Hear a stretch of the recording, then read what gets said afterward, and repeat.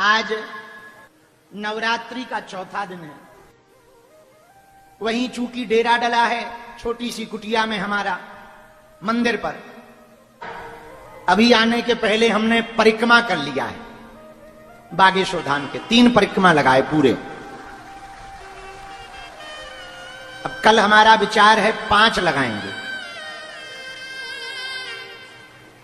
बड़ा आनंद बह रहा, देवी जी का चरित्र है। परिक्रमा में भी अलग आनंद है, जगह जगह से जयकारे, आहा हा, तपती दोपहरी में बड़ा आनंद है। आज की चर्चा हनुमान जी का स्मरण करके, भगवती का स्मरण करके हम प्रारंभ कर रहे हैं।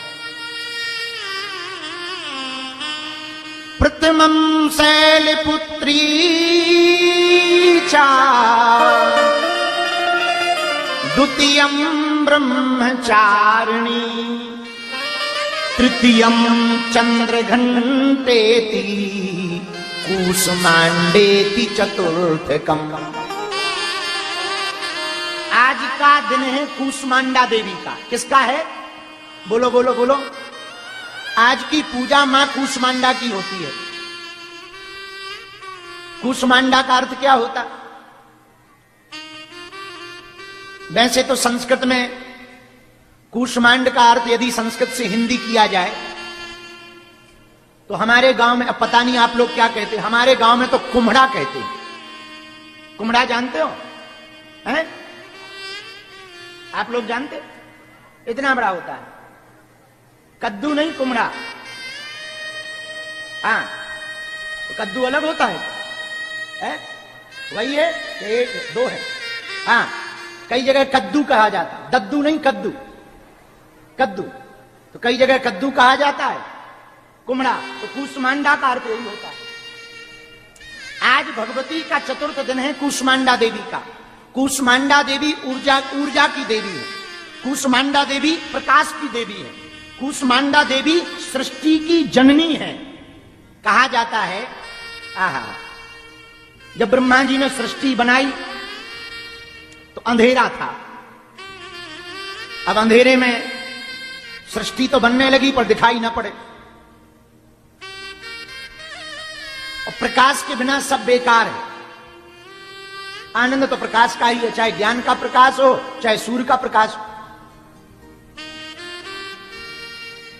तो ब्रह्मा जी विचार करने लगे कि इतना अंधेरा है, संसार कैसे चलेगा। तो भगवान से प्रार्थना की कि हे प्रभु, इस संसार को चलाने के लिए प्रकाश की आवश्यकता है। आप तो कोटि समप्रभा हैं, करोड़ों सूर्यों के समान प्रकाशमान हैं। आप कृपा करो कि कम से कम सृष्टि प्रक्रिया तो हो रही है पर यहां पर दिखाई तो पड़वे। जैसे ही इतनी प्रार्थना की तो भगवान श्री हरि ने कहा, आदि शक्ति योग माया का तुम ध्यान करो, वही जब तक प्रकट नहीं होगी तब तक प्रकाश नहीं होगा। तब श्री ब्रह्मा जी ने योग माया शक्ति का आवाहन किया, उनकी प्रार्थना की। तो जो चौथे दिन की देवी, आज की देवी है भगवती मां कूष्मांडा, प्रकट हुई 8 भुजाओं वाली, और जैसे ही वो मुस्कुराई तो पूरे संसार में प्रकाश फैल गया। अष्टभुजा रूप में देवी प्रकट हुई। कूष्मांडा देवी की 8 भुजाएं हैं। कितनी हैं? 8। 8 भुजाओं में भगवती कुछ ना कुछ लिए हुए हैं। एक भुजा में भगवती कमंडल लिए हुए हैं, दूसरी भुजा में भगवती धनुष बाण लिए हुए हैं, तीसरी भुजा में भगवती कमल लिए हुए हैं, कमल का पुष्प, चौथी भुजा में भगवती अमृत कलश लिए हुए हैं, 5वीं भुजा में भगवती चक्र लिए हुए हैं, 6वीं भुजा में भगवती गदा लिए हुए हैं, 7वीं भुजा में भगवती जपमाला लिए हुए हैं, और 8वीं भुजा में भगवती आशीर्वाद मुद्रा में खड़ी हुई आशीर्वाद दे रही हैं। अष्टभुजा रूपी भगवती कुछ ना कुछ हाथ में लिए हैं और आशीर्वाद दे रही हैं। कमंडल, धनुष बाण, कमल और अमृत कलश। दूसरे पक्ष में चक्र, गदा, जपमाला और अभय मुद्रा आशीर्वाद। अष्टभुजा रूपी भगवती प्रकट हुई।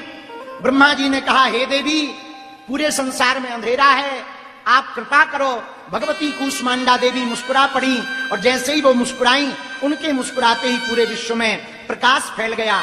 आज के दिन मतलब नवरात्रि के चतुर्थ दिन, चौथे दिन जो भी साधक मां कूष्मांडा की उपासना करके कुम्हड़ा का प्रसाद भगवती को चढ़ाएगा, वो दीर्घायु भी होगा और उसकी रोग प्रतिरोधक क्षमता बढ़ जाएगी।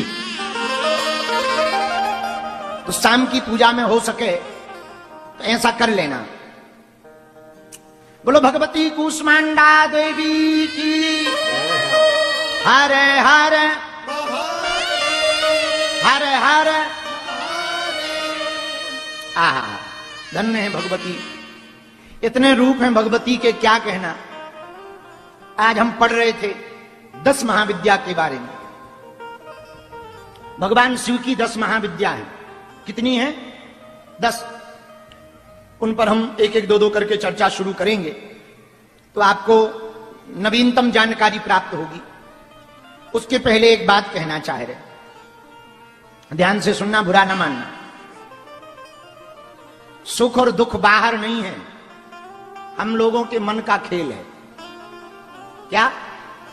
सुख और दुख बाहर हम लोगों के मन का खेल है। मान लो तो सुख है, ना मानो तो दुख है। मन के हारे हार है, मन के जीते जीत।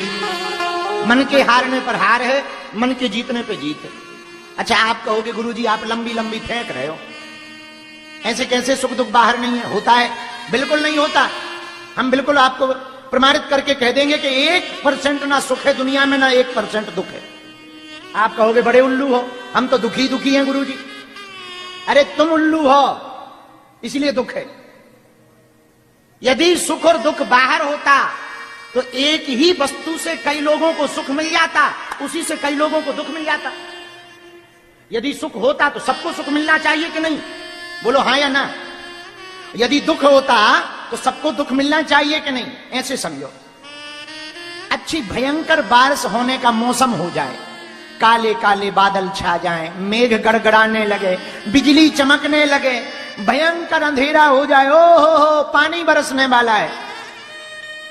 अब देखना जरा, जैसे ही बादल आए तो जिस किसान को खेती करनी है, हल चलाना है, वो तो क्या कहेगा? वाह भगवान, बरसो राम जी, बरसो बरसो, खूब बरसो, आहा बरसो।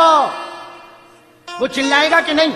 और वो खुशी होगा, अरे भैया आज तो बादल आ गए, पानी बरस जाएगा, कल खेती बुक जाएगी, आनंद हो जाएगा। लेकिन दूसरा कुम्हार जिसने अभी अभी कच्चे मटकों का अबा लगाया, आग डाली, जैसे ही बादल घिरे तो वो ऊपर देख के कह रहा है, हे भगवान बरस ना जाइयो, नहीं तो हम लुट जाएंगे, बर्बाद हो जाएंगे। अब बताओ, एक दुखी है एक सुखी है। इसका मतलब क्या? बाहर ना तो सुख है ना दुख है, अपने मन में ही सुख है और मन में ही दुख है। दूसरा उदाहरण समझो सुख और दुख का। अब मान लो हम बीड़ी नहीं पीते, हमें तुम जब से आए हो तब से बीड़ी बहुत ध्यान आती है। मान लो हम बीड़ी नहीं पीते और कोई बीड़ी पीने वाला बैठ जाए और बढ़िया धुआं निकाले, आहा ऊपर करके ऐसे फूंकता, कई लोग ऐसे फूंकते बीड़ी को जैसे देवी देवता निकल रहे हो धुआं। अब मान लो हम बीड़ी नहीं पीते, कोई पीने वाला बैठे वो करे तो हमें क्या लगेगा? अरे यार इनको यहीं पीना था, हमारा तो दिमाग खराब हो रहा। तो जो नहीं पीता उसको तो सिर चढ़ेगा, उल्टी आएगी, ये बेकार लग रहा है यार, भगो। लेकिन जो पीता है,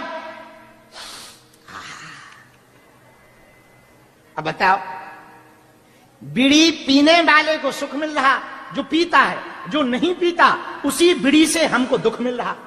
मतलब क्या है? न दुख बाहर है न सुख बाहर है, दोनों भीतर हैं। हम अपने मन को जैसा बना लेंगे वैसा ही हमारा मन हो जाएगा। ऐसे समझो। अब कई लोग कहते, बा जहां अजय जी बैठे हमको भी वहां बैठना है। गुरुजी पहले तुम जजमान बनो तभी बैठ पाओगे तभी तो बैठ पाओगे, नहीं तो कैसे बैठ पाओगे? अब बताओ, कोई दुखी हो जाए तो भाई ना दुख बाहर है ना सुख बाहर है, दोनों ही मन के हैं। कुछ लोग दूर से देखकर संतुष्ट हो जाते हैं और कुछ लोग बिल्कुल मूड पे चढ़ जाएं तब भी संतुष्ट नहीं होते। हाँ, एक हमें याद है, हम कहीं गए थे, याद नहीं कहां की बात है, पर इतना याद है कि हम गए थे। उसने हमारे पांव पल्ले जबरदस्ती हाथ पकड़ के खपड़िया पे अपनी रखवा लो, 6-7 सेल्फी ले लई, 2 वीडियो बनवा ले, पटकी हमारी निकलवा के डलवा लई, फिर भी कहा तो गुरुजी मिले नहीं। हम भी गुरुजी आए, हमारा भी मूड खिसक दो। हम कही बेटा अब ते हवेली पे आ। अब बताओ इतना करने के बाद भी वो कहता है मिले नहीं। ऐसा आदमी कभी सुखी नहीं हो सकता भैया। और कुछ लोग अरे गुरुजी मिल गए मिल गए मिल गए मिल गए मिल गए मिल गए, बस मिल गए। कहां गए? अरे गुरुजी मिले थे, अभी यहां से निकले, लो इतने में ही आनंद हो जाता। इसका मतलब अंदर ही सुख है और अंदर ही न बाहर सुख है न बाहर। एक प्रार्थना और करें, बुरा ना मानना, कह दो करो। आदमी साधनों से सुखी नहीं होता है पर साधना से जरूर सुखी होता है। साधन जान गए ना भैया? साधन का मतलब है व्यवस्था। व्यवस्थाओं से सुख कभी नहीं मिलता, व्यवस्थाओं से आगी लगी आलस आओ। हाँ। जितनी ज्यादा सुविधा उतने ज्यादा आलसी। जब तक मकान नहीं था सुबह जल्दी उठ जाते थे, जब तक ये नहानी नहीं बनी थी, क्या बोलते हैं, बाथरूम है, जब तक बाथरूम में नहीं बनी थी तब तक आदमी 4 बजे नहा लेता था। दिन में कौन नहाए आदमी देख लेगा। जब से ये बन गई 12 बजे नहा रहा।